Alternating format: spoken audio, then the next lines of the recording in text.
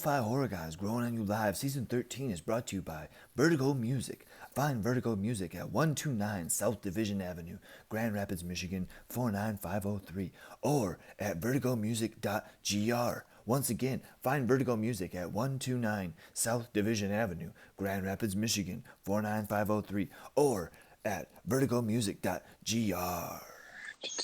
Let's see. How's it going? All right, Aaron, what is going on, man? Chilling. How about you? Are you in Every, Michigan? How's everything Michigan? good your way? Yeah, lovely. Okay, yeah, it looks a lot nicer there than it is here. It's a little gloomy today, so we're, hopefully not having any breaks in the connection here, but hopefully all is well. I promise nothing. My network's been shit lately, but yeah. So we'll make it through. We'll do we'll what we find a got way. to do here. Yeah. All right. Awesome, dude. First and foremost, thank you so much. This is absolutely awesome. Been a fan for years and years, so this is such a cool opportunity, and I appreciate your time, man. Oh, I'm happy to do it. Thanks for involving me. We should have done it months ago. Yeah. Well, what matters is we're here now, so much appreciated, man. So here on Growing On You Live, basically, I have a couple introduction questions. The remainder of the interview is about you and your craft, your career in music. And then I have one outro question, one finale that I've written just for this episode. So if you're all comfy, my man, we're going to get this bad boy started. Sure, hit me. All right, let me ask you, my wife and I do some traveling. If we were coming through Omaha, okay, I could ask about California and some of the area there, but we're coming through Omaha, Nebraska. What's a local eatery or even a bar that you would recommend that's a personal favorite of yours? Oh, the former guitarist in 311 has a brewery called Pint Nine, which is Oh, epic. yeah, okay. Yeah, awesome fresh ales. He does one of everything. He actually studied brewmaster, being a brewmaster out here in California, and then went back to Omaha to hone his craft and open up a brick and mortar. And, it's still going on. He's doing great. So I would say that. I mean, there's so many things have changed. I moved when I was 17, and I'm going to be 47 in a few days. So, Yeah. yeah, Okay. yeah, it's crazy. I remember going out on dates and thinking about how like $20 was like the full of my possible money expenditure, and that was like an expensive date. It's like, so yeah, those Right. places are all gone, and now it's $200 a plate now. Yeah. Right. Yeah. How things have changed. Even with music, shit, you go to a record shop and sometimes things are $40, $50 or some shit. Back in the day, you could go with $5, $10 and walk out with a bundle. Yeah, you go to a record shop and it's a furniture store. Yeah. Sadly, that's a little bit of a bummer. Yeah.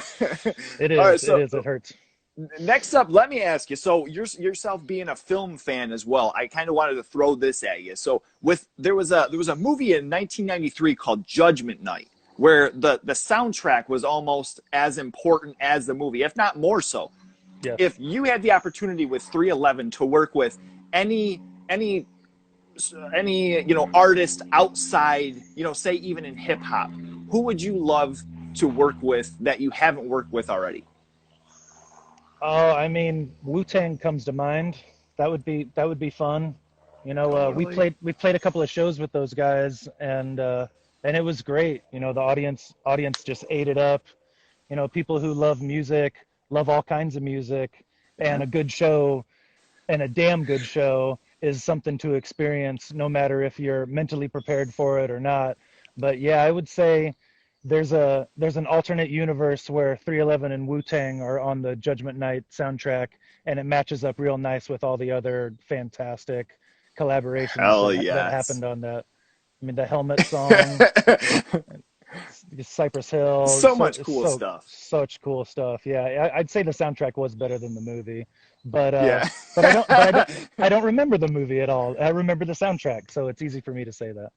Yeah, right. That's kind of a funny thing. And I hope, with different things with film, nowadays, like I guess to say like horror movies and the practical effects and different things, I hope that's something that comes back around as far as, having a release of a soundtrack and having original content from bands. Like that was such a cool thing in like kind of the 90s, early 2000s that, some production companies were putting out. Yeah, it sounds like a risky thing to just make an original music for a production, but that's also a way to get people in the door. I mean, music is huge, movies are huge, video games are bigger, and you know, collaborations are fun, and it's only easier nowadays. So Hmm. yeah, more of that sounds like a great thing for the audience and the content. Yeah, totally, totally. I love that. All right, so kind of digging into, a little bit, taking it back to your youth, growing up, what bands, songs, or albums were things that resonated with you even before realizing, you were a fan of music per se? What were some early things that come to mind? I mean, it's soundtracks. I mean, the first thing I remember my brother playing on the saxophone was the Imperial March by Sir John Williams, and being blown away that he could just sit in the room and play that song. You know, I thought that was incredible, and the impact of the visuals and the music was just heaven on earth. It's like a meal that I didn't know I was ready for or not, and so I started playing music at that point, more or less, and fell in love with Iron Maiden and that first generation of Metallica, and then got more into funk and the Red Hot Chili Peppers and Janes and everything, and it's a great great fertile time for anything to be possible. Yeah, yeah, okay, okay. And now, as far as well, like with 311's first show being with Fugazi, I kind of wanted to dig into as far as some of your personal interests with heavy, maybe even punk or hardcore. What are some things even today maybe that you see that gains your interest or that you've seen, or back when kind of getting into earlier like hardcore or punk rock? Yeah, I mean, we played with everybody. We played with tons and tons of people, and it's always, you fall into those little subcultures, and metal and hardcore are one of the most, that fan base is so loving and so appreciative of the artists Hmm. that, it doesn't get radio play. Not that that matters anymore, but it's not a mass media thing. It's a subculture that's bigger than anybody understands.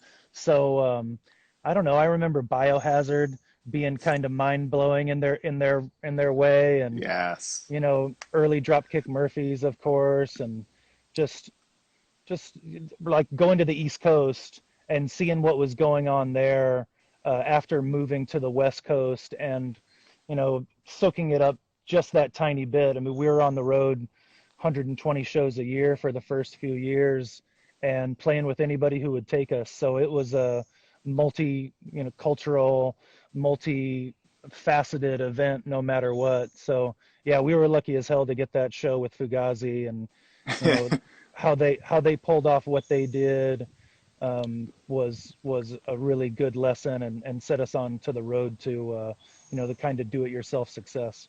Yeah, yeah, yeah. Okay. And it was always one of those things where early on in my interests, I was more like as a young age was into thrash and kind of the earlier metal stuff. And that was one thing. Hearing some of the earlier 311 stuff was initially some of the heavier moments that came in, and it kind of drew my interest outside of those things. Like, okay, I can dig this part. I like this part. This is a little bit more mellow. What's some other shit that I can find, like this? So that was always a really cool thing. But my first initial, draw was like some of the riffs or some of the slime, that was put over some of the stuff. I love that. Yeah, we were huge Helmet fans. I mean, we saw a show with Oh, nice. Helmet in Omaha at a place called the Blue Diamond. It was like a rental hall, and if there was 20 people there, there was 18 people there, and half of them were, the band and our friends, and Yeah. there was no stage. They played on the floor, and it was one of the best shows I've ever seen. They Sweet. destroyed the place, and it was just, like, what kind of energy can you swirl up in the moment with an audience or no audience? How good is the music? How much presence does the band have? And then how into it is the audience, if they're there or not? And Hmm. I think we took a lot of lessons from that experience as well, because it was like, wow, they just made something out of nothing, and it's Oh, because yeah. the big brains involved. Right. Right. Yeah. I mean, that's a good point though, too, as far as, you learn a lot of things in those shows, where it's something where you expect, maybe there's going to be a huge draw from a touring band and you're a smaller band. And it turns out to be, like you say, 20 kids and 19 of them are all the bands. But, there's a little bit of an energy and kind of a learning process that comes through all that where, you're kind of, getting a little bit of the on the job training, for a little bit later in life. Yeah, totally. I love it. So early on, what is something that comes to mind as far as like the first CD or record that you remember buying with your own money? May it have been, from a paycheck or allowance or something like that. First album I bought was Shout at the Devil by the Motley Crue, Nice. Nice. I love which that. which was fun explaining. Like, I remember when I first got it, me and my brother linked up with my dad and went on like a road trip to visit him in Alabama, and I had that tape with me. And my dad's a chaplain, which is the religious order in the military, and he's like, "Shout of the devil or shout at the devil?" And I was like, "It's shout at the devil," but that's a cool concept.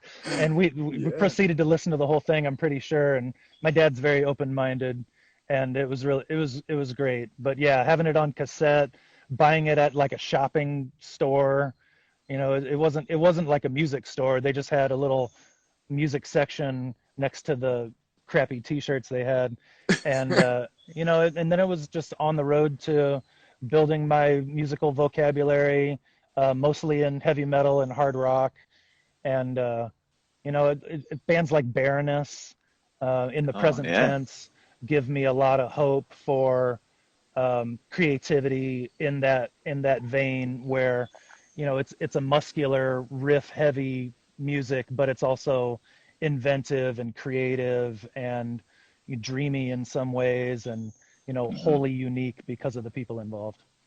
Yeah, yeah, okay, I love that. With Motley Crue and especially with Shout at the Devil, something that comes to mind with that answer is the cover art. If you can go back to a time going to a record shop and picking something solely off of the cover art, something that just popped off that maybe you weren't even familiar with. Anything come to mind with that? Yeah, Tim, our guitarist, worked at a record store called Turtles, I think, in Omaha, and I remember buying an album there solely because of the name of the band and the cover art, and it was a band called Fudge Tunnel, and they have an album called Hate Songs in E minor, and it's just like it's a classic in my library that I can't wait to share with my kids when they get a little bit older. Yeah, I was gonna ask, but I mean, when you start with the name there, I'm like, oh shit, what's going on there? Exactly. That's like, the door's open. If you want to come on in, you could come on in, or you could just turn around and walk away. But yeah, I was Nice. all in. They did a cover of um oh, I'm gonna forget. They did like a Cream song, 50 beats slower than the normal version, and they were tuned down to low C probably, Mm. and it was just kind of the beginning of like sludge and stoner metal, and how cool I Oh, thought that okay. was too, because it is kind of psychedelic, but there's fuzz pedals and slow tempos and detuned everything, like I said. So yeah, it was a great little lesson in life to just know what the parameters are, and there are none. It's a Hmm. trampoline that once you jump on, you never know where you're going to land. And there's a million different bands that can take you in different directions. And there's you know hundreds of thousands of bands that we'll never even hear of because they're stuck on the local scene, blowing people's minds in wherever the hell they are. So I love Yeah, being yeah. a part of the national touring scene, but I love knowing that there's always more to learn. Hmm. Hmm. Yeah, and I think that's something too, importantly. It's a little bit harder with streaming nowadays, just as far as, pulling somebody or having something, like I remember early, being young, going to, even a CD shop and having something where, all you have is 10 or $15 and, you don't have a listening station or you don't have streaming available and you just see something off the cover art and you're like, boy, I hope this is good because this is all my money. And then you have Totally. sometimes where it sucks and you're like, man, this was all my money. I really have to try to find something I like about it. Yeah. Yeah, and that's good. That's good for you too. You know, Mm-hmm. like the first impression might not be the one that you take with you the longest. You know, I remember there was a Yeah, stretch of totally. probably like 4 or 5 different Deftones albums. You know, one of my favorite bands, and I remember listening to them and being like, God, I don't like this. You know, like what are they doing? What are they doing to my band? And then, Yeah. you know, on like the third listen or listening to it at midnight, you know, driving through the hills or whatever, and being like, oh shit, I got it. Like Clicks. that's what they're doing, and they're making new impressions and they're changing things, and you know, some of those albums that I questioned at first are my favorite albums of all time. So, you know, Oh, okay. live and learn. Yeah. Was this like around White Pony area, or is this a little bit later as far as some of their more recent stuff you're talking? Yeah, it was probably like after White Pony because White Pony was relatively straightforward, Mhm. and you know, if you knew the band, there weren't that many curveballs in that, but yeah, just their creativity and their ability to take you on a ride is very unique, and it's no Mhm. wonder they're one of the biggest, baddest bands ever. Yeah, totally. Yep. And that new album that just came out is absolute banger. Have you heard that one? I don't. I honestly, I don't think so. Oh I man. really haven't listened to Gore that much. I'm still filtering through it. There's so much to listen to. Yeah, yeah, yeah. True, true. So, kind of moving out from there, as far as your interest, initially being a fan of music, and then going in. You mentioned as far as your brother, playing the Imperial March, and initially before bass, even you had played. Was it the? Oh man, I'm having a brain fart now. Was it violin? Yes. Okay, so you'd initially played violin, you took that up. Where, I want to touch a little bit with the Imperial March there and with film. What would you say are three of your favorite film scores of all time, and maybe even one that's like underrated? Right. God, that's tough. I didn't read the questions before before this. Well, this makes it But fun. but yeah, no, and I like that aspect of it, but I'll have to think. God, it's so tough. I mean, I remember the soundtrack to Old Boy. You know that movie? Sure you Oh do. yeah, sure, Yeah. sure. Chanwick Park. It's like that kind of, you know, creepiness and futuristic, and you know, you got to love Blade Runner, of course. Yes. You know, Vangelis, I think, Yeah. and the Shining. You know, one of the first movies to really use synthesizers in that kind of creepy way. The Hmm. female composer just destroyed it on that. Set the mood in the first like 5 seconds of that helicopter shot. Just like, oh, you know, like what are we in for? You know, Yeah. it's you can get out. You know, again, like you can get out at this point, or and if you stay any longer, you're going to be in for the whole 2 hour ride, which is what it should be. And a good Yeah, composer will do absolutely. that for you. Yeah, and I mean, I think I love that. I kind of doing my research and listening to different interviews and things. I love that you had mentioned that too, as far as with score, because that's really it's something that can add a whole different character, to a movie. As far as something you can have somebody that just comes in and absolutely kills it, and you're like, man, yeah, it was already creepy, but then you add that element to it, and you add the sounds, and that's sonically Oh, like perfection. Love it. Pee Wee's Big Adventure was Yes, the first yes. Danny Elfman score. You know, he got talked into it by the director, and he had never scored a movie before. And if you go and watch that again and listen heavily to the score and the soundtrack, it's mind blowing how So many good. great ideas Danny Elfman has. You know, it's just Hmm. unbelievable, and you know what a career in that world too. He can do anything. Sure. Yeah. Yeah, I mean, even today, still continually. Tim Burton did that, didn't he? right. Yep, totally. Name was escaping me. Yeah. So good. Yeah. Yeah. So I just wanted to ask that too because I thought that was really interesting. And then also with violin, how long had you played then? That was something in school that you had played? Yeah, it was like 6 or 7 years. Oh, okay. Wow. Yep. All right. And then so from that, as far as tell us about, transitioning into bass. How did that come about? And, what were some earlier things that you wanted to learn once you got a bass? I mean, I wanted to learn the Anesthesia Pulling Teeth bass solo by Cliff Burton more than anything in the world. And when I was about, 13 or 14, I brought it to my teacher, and we figured it out and note for note, and week after week got further along into the composition, and I've had it memorized since that point in my life, and I bust that out for bass solos every once in a while, if I Jeez. if I have if the mood strikes me. So, I mean, from there, like, what was something that you had to like practice at over and over to get, even for some time? Because that's a little bit of a big bite to chew. Shit.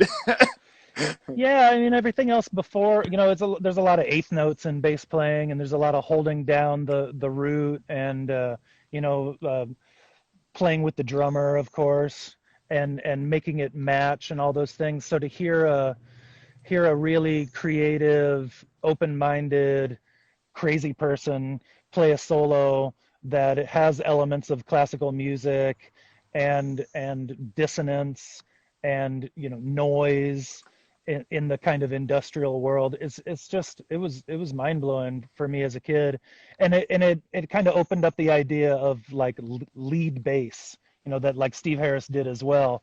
Is like, I'm going to play the super Hmm. high note for a long time, and you're going to like it because you won't hear anybody else play it, and just how that can drive the music in a supportive way and still be like at the front of the stage or the front of your ears when you're listening to it. So Yeah, yeah, yeah. serve the song, but also shine bright.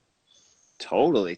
I mean, and with Steve Harrison, just that that was one of those things like you mentioned, it wasn't anything that were hearing at the time. Especially like it gives it a whole different energy. Where it's like, damn, is that the bass doing this? Like this dude's sitting here playing solos over the guitars and the drums. Like what is happening?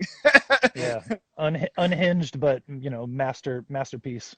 Yeah, yeah, yeah. I love that. So now in digging in a little bit with 311 and kind of, continuing with film too, I wanted to ask in the Don't Tread on Me's Getting Through to Her, Essay and Nick sing Life is Not TV in the latter track of the song is what some of the lyrics. Let me ask you, if you could exist in any TV or movie universe for a day, what would you choose? Where would you want to hang out and kind of, scope some things out?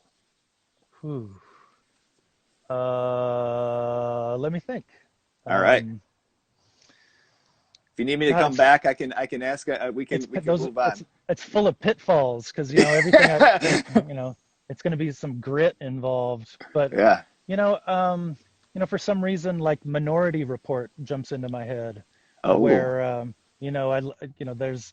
there's tech and there's drugs and there's you know you know uh, pre-visions, and I love Philip K. Dick. I love that his visions have been put on the screen as much as they have, and Mhm. I think that's one of the real breakthroughs of his story writing meets film, and I think it's that's Spielberg, if I'm not mistaken, really stretching his legs and being kind of risky and awesome at the same time, which is what our filmmakers need to do. Yeah, totally. Did that get a sequel? I'm trying to think of, was that just a standalone movie or did that ever get something continuing that story? Yeah, that does kind of sound familiar. Maybe we're just wishing hopefully. Yeah, right. All right. Please, if anyone's listening, make that happen. Yeah, it could be a But series. Why not have it be a series on the on one of the streaming streaming services? That'd be platforms.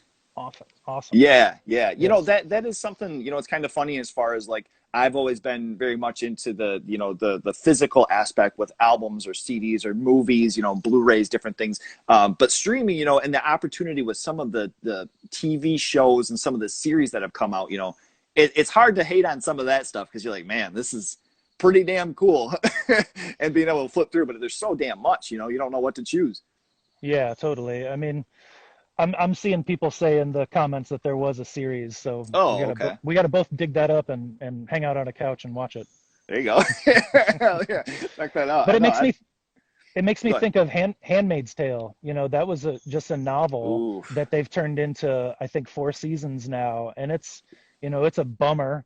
Every show, every hour that they drag you through the mud is another bummer, but it's so interesting, and the world is so bleak that, you know, those tiny little moments of hope are, you know, you carry that around with you after you watch it, and you know, I love the creativity in that story writing, and the acting is just off the chart, and you know, Totally. you never know who's going to get wiped out, which is a good thing in the narrative world as well.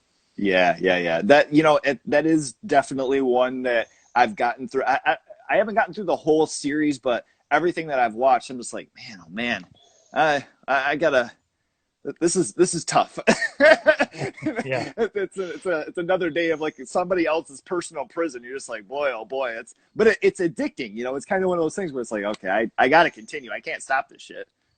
yeah, yeah, and it's also like a, you know, like an alternate world, like that could be happening, you know, that and for some people that is kind of happening, you know, so Mm, it's something to, you know, it relates to real life, even as, you know, kind of crazy as it may come off.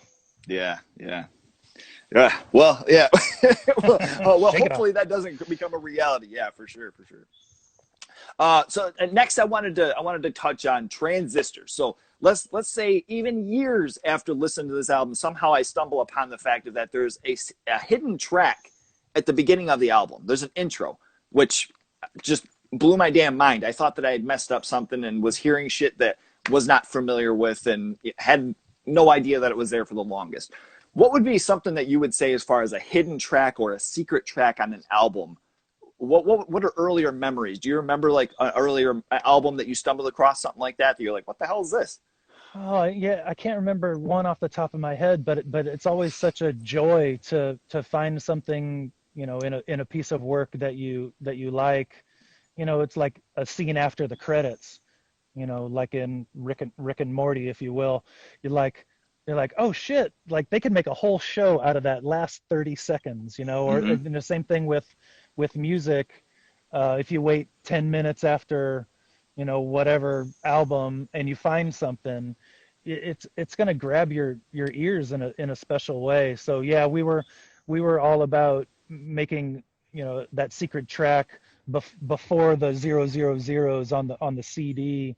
So you know, people would find it or people wouldn't find it. It really didn't matter. So, you know, just I Uh-huh. don't know, being creative with the format is a great thing. And yeah, I can't think of anything specific, but yeah, it was always just like, you know, Easter eggs are fun like that, you know, I'll say. Yeah, totally. What was I mean, was that something that you guys had gone into? Like, had somebody had heard of that, or was that something just in the studio that it popped up and we're like, hey, let's try to like hide something somewhere? Oh, Does anything come to mind from that? I think for sure we were taking cues from somebody else. You know, it, I don't, yeah, I don't remember exactly where it came from, but it Mm. didn't originate with us. We were just a part of the chain. Yeah. Okay. Well, I mean, absolutely a fun time. You know, something really cool and something, even fun. After, like I say, after X amount of time of listening to something, and then all of a sudden hearing something brand new, you're like, or even hearing demos. That's always a cool thing. Kind of hearing the behind the scenes. And one thing I've always loved with you guys too is having the live content and most recently the live streams that you guys have been doing album playthroughs. Now, you've done was it music from Chaos Transistor, and am I missing one? We did them in order. We did the first 6 albums. Holy shit, really? Yep, Damn. yep, yep. So Well, much I'm fun. messing up. I Ah, didn't realize. Oh, wow. Okay, so now this was just like last week or something that you did from Chaos, correct? yeah, yeah. 2 Fridays ago. Okay, got it. So with these live streams and some of the songs being things that you've played for now damn near 30 years, and then some that you haven't really revisited, are there any situations that have popped up where there have been songs that you've played over and over, and they've changed some over the years, or others that you realize that you're playing exactly the same as what was on the record? Yeah, we have a tendency to kind of keep it just like the album, usually Okay. tempo wise, or and we don't really change keys for songs, but we've added bits. There's like a middle section to All Mixed Up that we added. That's actually like a chorus from the band Born Jamaicans that we Okay. we threw in there, and that's the live version of the song. It like adds another like minute and a half to it. So Mhm. it's just yeah, it's fun to do. I wish we did it more, honestly. Um, but but yeah, mostly we just kind of stay true to the album and try and keep it interesting by playing rare tracks. The first song on From Chaos was a song that we hadn't played in 20 years in You Get Worked, and Oh yeah, wow. I thought it came off really well too, because we practiced the shit out of it, and I think the novelty of it gave it more energy too, Yeah. so it was fun to revisit it, and it's just fun to revisit the whole those albums as a like a set list, Hmm. and even though it's not a surprise what's coming up next for the audience, it was real different for us, because now we've got so many albums. We've got 13 albums, and it's hard to make a set list to please everybody. So when we just go through the albums, we're realizing a lot of the songs that we're not playing that are really good songs, and that are going to go over well on stage, and are fun to play in the room together. Yeah, totally. Yeah, and I think that's such a cool thing too. I mean, with having now 13 albums, it's tough, I'm sure, to make to make a set list as far as that's going to appease everybody. But I think it's one of those things where choosing something every once in a while, having kind of an oddball, or even having an opportunity like this with doing like the full album playthroughs is really cool to be able to go through. Is there anything as far as in mind? I was looking online, and forgive me if this is already a thing, but to release these like after the fact, I know that they're live streams and you guys have tickets for them live. Yeah, we're talking about it. Of course, everything is in the can, um, but yeah, I don't know if we've finalized how we're gonna do the opportunities to see it, and it'll be fun to release it in like on a Blu-ray, or as a live album box set or something like that. We will see. Yeah. Oh man, totally. That'd be so cool. Absolutely. All right. So next, I wanted to cover. You recently took part in a huge collaborative effort, the Kings of Quarantine, and you were a part of the Mountain Song. You played a bass on that track. First, tell us how did you get involved in this project? It's a project that was started up. I heard about it through the Roadie Relief people, which is our old drum tech in Yeti, um, aka Chad Ward, who works for the Foo Fighters and Slipknot most of the time. Oh yeah. Okay. And Okay. and before the lockdown and everything, maybe in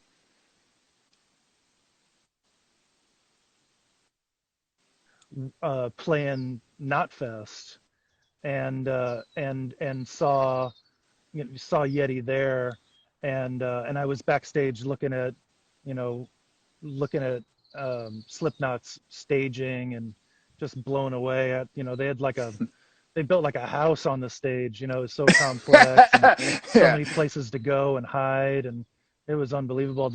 And that night ended up in a riot, and Evanescence had their like gear burned on Oh, stage. It was fucking crazy.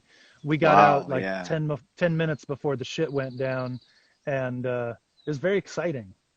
So, but Yeah. yeah, Yeti works with I think it's Jason Rockwell, and he had the Kings of Quarantine going on, and together they're asking musicians to collaborate and do covers to support the guys backstage, who make the shows happen. So, of course I was all in, and playing a Jane's Addiction, Eric Avery bass line is kind of like a dream come true. Even if I'm just the only guy in the room, but playing it Yeah. with other musicians was really like super fun. And like I said, more collaborations, the better, and it's easier Hmm. to do nowadays. So we might as well do as many as we can. But that was really special, and it being for a good cause made it exactly, total no-brainer. Sure. Was there anything as far as like with 311 doing the live stream playthroughs? Was there anything from that made something like taking part in this easier as far as doing the cover song with that, or were there first times in working on something like this for you personally? I mean, I've always been interested in, other people's music. That's one of the things I'm kind of concentrating on now, with things being kind of slow in the band and semi-predictable with the albums as the set lists. So Hmm. I've been going back in time, on YouTube, and uh, discovering old songs and learning them, and having a lot of fun, kind of testing my skill set, like playing Coheed and Cambria songs that are you Oh know yeah. tuned down and 7 minutes long, and have 18 different variations on a theme. And I love what Claudio and crew come up with. They're one of my favorite, present tense bands. Just Hmm. unbelievable creativity. And um, but yeah, I think we're all ready for that. If you're practicing and you hear of a good opportunity, it's just it's time to hit the road. Let's do this thing. Yeah, totally, totally. Yeah, Jason Rockman, he's doing That's right. he was a vocalist of Slaves on Dope. Oh, yes, that's right. Yeah, yeah. So it was kind of cool, as far as seeing, along with him kind of coordinating everything, him also involved with it and singing on the tracks and doing different things. One thing that really pops out about these videos though is that in fact the video, it kind of brings it back to the 90s with music videos and how it kind of, it brought bands almost to a different level as far as like, oh yeah, I really like that song, but man, when I saw that music video, that's what stuck with me. So my question, what are some music videos from back in the day that really even resonate still today? What are some things that come to mind as favorites of yours? Oh, I mean, there goes my wife. I'm gonna wave to my wife. Love you, girl. See ya. Cool. Nice. um, oh, what was that? What was that Ministry song? Um, wasn't Jesus Built My Hot Rod? Oh, they had some brutal videos where it's like they're like shooting up and getting sick, and it's like God damn, this is rough. Like Right. if my mom knows I'm in the same business as these people, it's not going to look good, you know. But they were there. That's the adding the visual aspect to music, really did take it to the next level. And I hate that there's not like an MTV world like we know it when we were growing up for kids nowadays. I mean, there is and there isn't. It's different, and that's the way it's got to be. But to see a Madonna video stacked next to like Ministry or Iron Maiden was everything for me as a kid. Beastie Yes. Boys and Run DMC next Hmm. to whatever Billy Squire is like. This is incredible. Like look at how much we can do as a species if we put our minds to it, and how fun it is to see a project through, and then for the audience to kind of soak it all up. It's amazing. So I think Monster Magnet in their short time in the spotlight had some amazing videos. I mean, they spent easily hundreds of thousands of dollars trying to get people's attention in a band that is just fantastically underrated, Yeah, and yeah. put on such a good show. It's crazy. I can see the dial turning that little bit, and 311 being, not as appreciated as we are. So I love to lift up the bands that for whatever reason didn't make it all the way over, or just never got the attention they deserved. So Yeah. big shout out to Monster Magnet. Yeah, totally. Wow. Yeah, absolutely. That's I mean, I remember them at the time. And that's a band I haven't heard the name in some years now. For sure. Uh, They're still doing something. I know that oh, really? they're semi-active, but yeah, I don't know. Hmm. It's not easy when the subject matter is as dark as theirs usually. That I'm sure it shines a mirror on their real lives. So it might be Yeah. hard for them to do music. Yeah, sure, sure. Yep. With your guys's, through the years of doing music videos and different things, has there ever been a time or something that comes to mind as far as uh, initially hearing the idea or kind of in shooting where you're kind of thinking like, I'm not so sure about this, and then seeing the final products, kind of pushing through and completing it and seeing it through, being one of your favorites. Does anything like that come to mind for you at all? Yeah, the "I'll Be Here a While" video was all green screen, and that was 20 years ago. So it was pretty, you know, out there for us. We had always done practical stuff in videos, and that was, questionable in a way here or there, but you can see it, you can understand what's going on. With the blue screen, it was all, in people's hard drives, and it took time to render everything. It took months for us to see the finished result because they were designing it and building it around our, the shots that they took with us in it just on green screen. So it was a mystery, and it turned out fantastic. I love that video. Awesome. Yeah, absolutely. Yeah, I mean that's funny. And I wasn't trying to ask that like out of like a negative light, but you would kind of mention, as far as pushing through and like making something happen, and that was kind of where. But I mean that's a great answer. I love that. You're sitting there and somebody's telling you like, okay, this is what's going to be going on in the back. It's going to look great, and you're like, all right. I trust you. Yeah, I don't. I like being on camera. I like trusting directors. But yeah, that was a big like, what the hell are we doing? Like, Right. oh, I'm driving the car. Okay, I'm driving the car. Okay, I'm driving, and you're done. Like, okay, sweet. That was They give good. you I did my part. right. They give you like one third of a steering wheel. Like, okay, my hands look okay, or am I placed right? Am I cool? Oh my lord, yeah, that's funny. That's funny. All right, but so I wanted to wrap up. As far as the interview here, my last question before the finale, I wanted to ask, with all the years of traveling and all of the shows that you guys have gotten to do and all the opportunities, what has been something that you've picked up along the road? Along the way, something that you've been gifted or found, bought. What is something that is too cherishable to get rid of?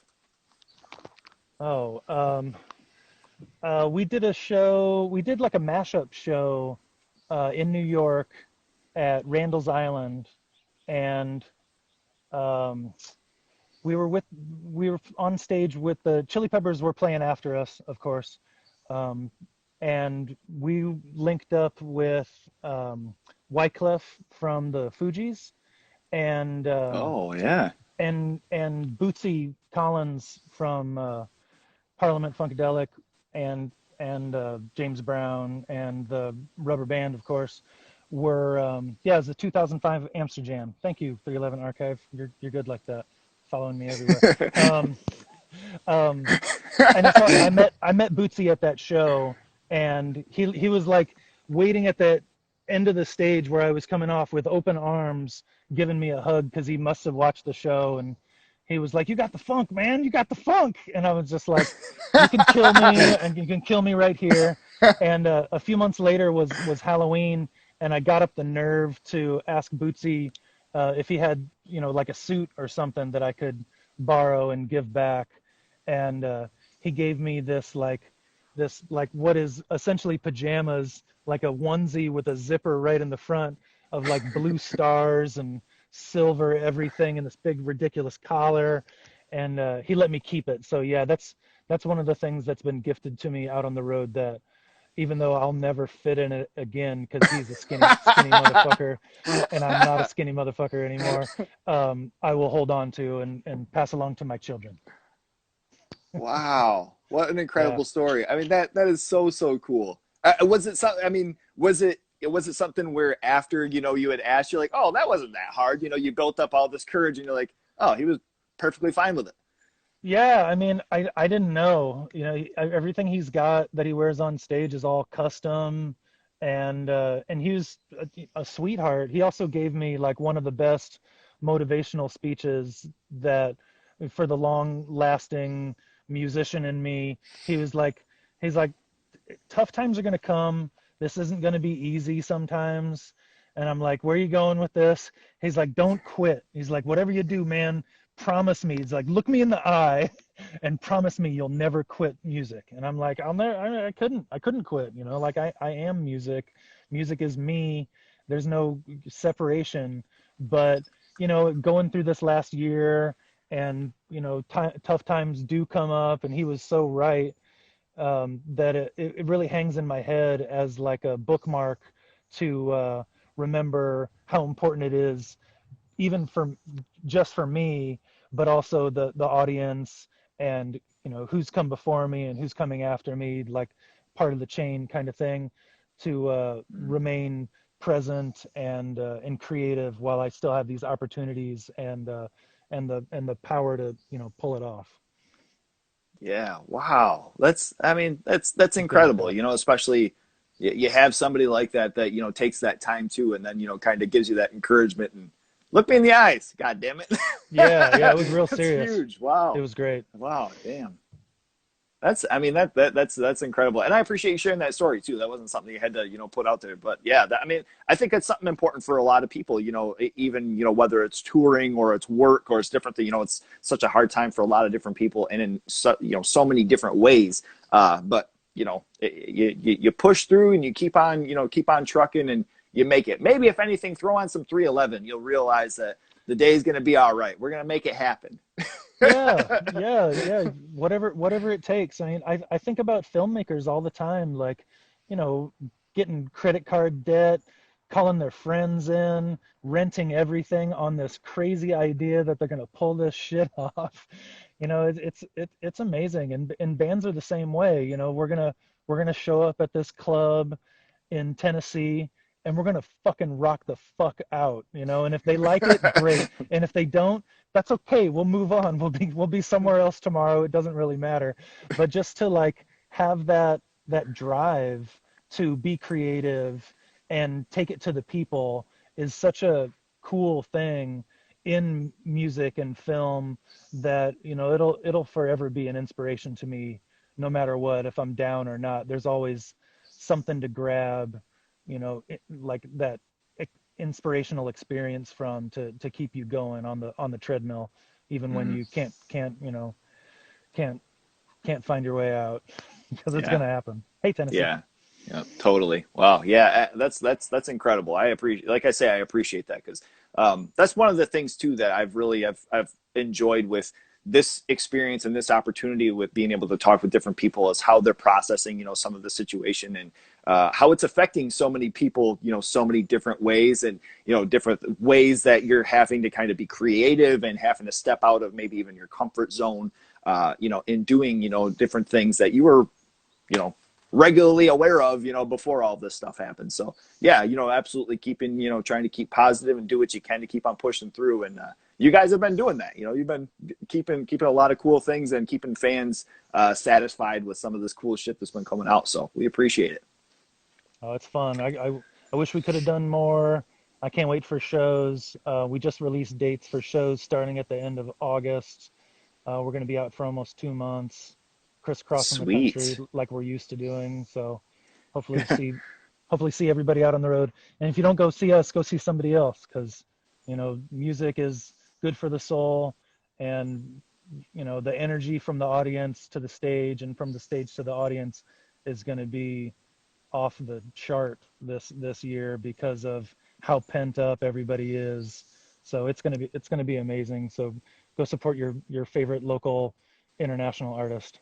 Yeah, totally, totally. I love that. I love that. And you know, there's going to be some really cool shows popping up. I've been seeing more and more stuff, and you know, even in like the hardcore community, with you know some of the things that I have, you know, as far as like my following on here, there's been lots of really cool things popping up. California, New York just had a really good show out. You know, turnout for a huge outdoor, you know, hardcore show, and so lots of cool things. You know, and seeing some of the shows and some of the tours starting to pop up here. God, can't wait. Love it. Oh yes, there's hope. There's hope in this world. Right, right. So I'll take it. this is wrapping you know our interview up, man. I'm gonna have like I say one finale, but if you want to let everybody know if you have any more live streams or anything, you know what's going on with you, or you know if you want to you know shout anything out, you know something new is going on with you, man. Yeah, I mean, we don't really have anything on the books as far as what's next before the shows, but the crew was talking something about doing another video or two before we go out, and they were actually asking me to direct it, which I was stoked about because every Whoa. bass player wants to direct, or this bass player wants to direct, and I have directed a 311 video before, and I did. I did part of the documentary of the making of Joe Lynch's classic film Wrong Way 2. If you haven't seen that, that's a good find. Um, so I like being Dang. behind the Okay. camera. I like being in front of the camera. They were like, you need to write something, write something down, and we'll make it happen. And we'll, as a team, we'll convince the rest of the band to do it. So maybe there will be something. Um, like a tour kind of primer that we get going at our studio before the shows begin. That's the only thing I can really think of. Other than that, it's all kind of just like getting ready to get ready, which is fun too. Man, whoa, that is so cool. I love that. I mean, that'd be awesome. You mentioned that you had directed one of the videos before? Yeah, I did. I can't remember the name off the top of my head, but it was all backstage, on stage. I put a GoPro on my bass for a little bit. I made sure that the guys were, the first time we were in Mexico City, to go see the pyramids. That's kind of, I shot that as kind of like a reveal. Like I panned for, a long time, showing nothing, and then there's like a pyramid and Chad, our drummer, and the far side of the shot. It was just fun. It was a reason to buy a good camera and some good lenses, and yeah, it was make it rough. Thank you, Sark 311. Yeah, I want to do it Oh yeah, again. okay. It's just, I don't want to do the same video again. That's my whole thing. But I'm privy to situations that, you know, they're going to be natural since it's me shooting, that allow for kind of candid situations. So it could still be interesting. It just, I don't know. It's hard to get motivated to do something similar again. But Mhm. I know the kids would like it, and I know I would have fun doing it. So we'll see. Who knows? Sick. That would be so cool. I mean, I'm not gonna say like absolutely thing, but that is so cool. If something like that does come, come about, sweet. Can't wait for it. That'd be sweet. We'll see. All right. Last up here. So this is the finale here, kind of in doing the research and hearing different things and digging a little bit into your musical tastes early on. So we're going to dig into saying that 311 goes on a hypothetical tour with Red Hot Chili Peppers, of course, the man Flea, Metallica with Cliff Burton. Okay. Oh We're God. going to we're going to take this a little crazy. And then Iron Oh God. Maiden, of course, with Steve Harris. So in this tour, all right, you guys are putting together some sets, and 311 does a cover of one song from each band. What songs are you choosing based on the bass parts? Oh man. Um, Mm-hmm. well, let's do "Number of the Beast" by Iron Maiden. Oh man, because that's Shit. a fun. That's a I can't play that yet. The first line is a really hard line to play. I can fake it, but I know I'm missing parts of the nuances that I just can't get to. Um, Jump in the Fire by Metallica jumps into my mind. Yes. Jump, Yes. so much fun. Not necessarily because of the bass line, just because Cliff Burton was absolutely, mauled in the mixing of those albums, but the energy, it's still in there, and they came out of the box, as a fully developed, new genre in thrash, if you ask me, and I may stand to be corrected in that, and that's fine, but that's how I interpreted it, and it hit me at a time when I was 10, 11, 12, that I needed that kind of that intense energy coming from smart musicians. Yeah. um, Yeah. Okay. and Chili Peppers. um, I've been playing Scar Tissue every day, so Okay. I would love to, I want to hear us play that no matter what, since the other two songs are impossible to ask the band to play, or Yeah. Right. or remotely impossible, just on the highly unlikely side of things. But I think we do a really good version of Scar Tissue, and I think our vocalist could pull it off, and I think that would be cool for the audience to hear too, is hear our slightly different interpretation. So, hey, that's a great Yeah, question. That yeah, was a cool sick. question. I love that. Cool. Yeah, yeah, and it's one of those things too. I think, with every once in a while when you have a band like with the catalog that you guys have, it's tough, sliding in a cover just because people are like, hey, what's going on here? That took place of X song or this song, but sometimes when you hear something, even every once in a while you have songs that are covered, that are better, or if not just as good as the original. Album wise, love song, I can totally say that, from you guys doing that cover, that gave a completely different energy and appreciation when I heard that. So uh, well Yeah, done. that's sacred ground too. You don't just cover The Totally, Cure. totally. You gotta Yeah, you gotta pay respect. You gotta you know yeah. do something different with it, but also pay homage to it. Because there's important bands, and then there's The Cure. Yeah. Absolutely, absolutely. Well, look, man, this has been so cool. Thank you very much for the opportunity and for your time. I look forward to seeing you guys on the road and seeing some whatever you guys have coming up. And I appreciate everything you're doing as well. So thank you very much, man. I hope you stay safe and stay healthy. Yeah, man, keep up the good work. Keep talking to the people. Keep shining a light in music and movies and hardcore and horror. It's a beautiful bloody place. Well, thank you, man. That means a lot. I appreciate that. Thank you very much. Yep, hell yeah, happy to. We'll do it All again. right. Lo-Fi Horror Guy, my dude Peanut. You guys take care. Keep your eyes out for some of the live streams that they might be having, coming out here, and some of the content. Check out the shows. What 311.com, right? The website? Yep, yep. Okay, 311.com. Check it How'd out. you know? Hey, how'd you know? Take care, man. You have a good day. Yep. Thanks to everybody who's watching. Yeah, thank you. He's a lo-fi horror guy. Yeah, he's kind of a guy, but he is so lo-fi a horror guy. Yeah. Lo-fi horror guy has been recorded in front of a live studio audience.